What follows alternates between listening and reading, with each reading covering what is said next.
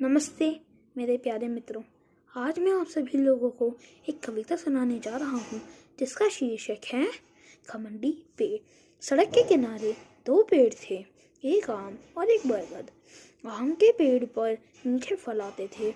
सभी लोग उसकी छांव में विश्राम करने के साथ साथ उसके अच्छे मीठे मीठे फलों का आनंद भी लेते थे। ऐसे ही चलता रहा और बरगद के पेड़ की तरफ सब लोगों ने ध्यान भी देना बंद कर दिया। अब जो आम का पेड़ था उसे अपने आप पर घमंड हो गया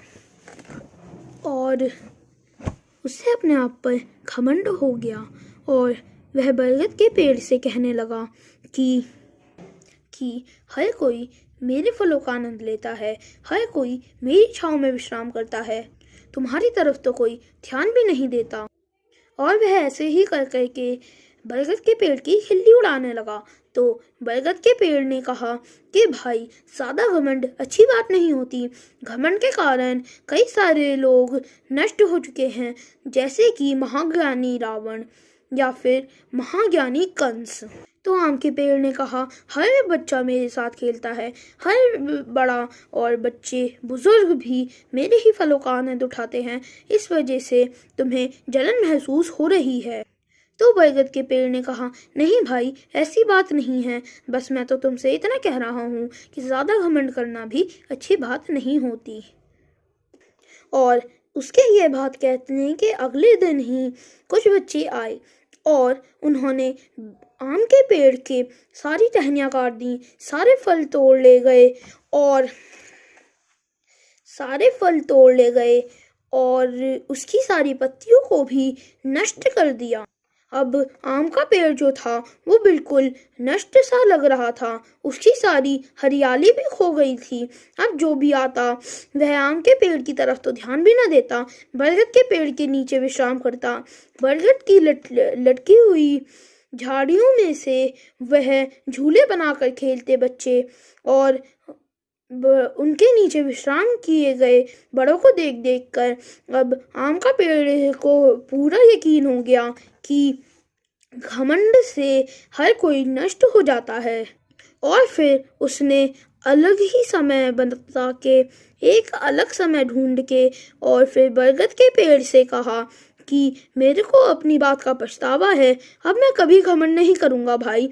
मेरे को बहुत ही ज़्यादा दुख होता है कि अब मेरे साथ कोई खेलना तो दूर की बात, अब कोई मेरी तरफ देखता भी नहीं, जो भी आता तुम्हारे साथ ही खेलता। मेरे को तो मानो सब भूल ही गए हैं। बरगद ने आम की बात जब सुनी तो बरगद का दिल पिघल गया और उसने उसके लिए प्रार्थना की। अगले ही दिन उसके उन बच्चों के माता पिता आए, उन्होंने आम के पेड़ से क्षमा मांगी और उसे फिर से हरा भरा कर दिया। और फिर जब कोरोना काल आया तो उन माता पिता को फिर बहुत परेशानी हुई खाना खाने में और 2 वक्त की रोटी जितना कमाने में। तो इसी के कारण और फिर जिस आम के पेड़ की उन्होंने मदद की थी, उसी आम के पेड़ से वह फल ले जाते और उसे खाते। और जो बरगद का पेड़ था उसकी टहनियों के कारण उन्होंने अपनी एक झोपड़ी भी बना ली। तो इस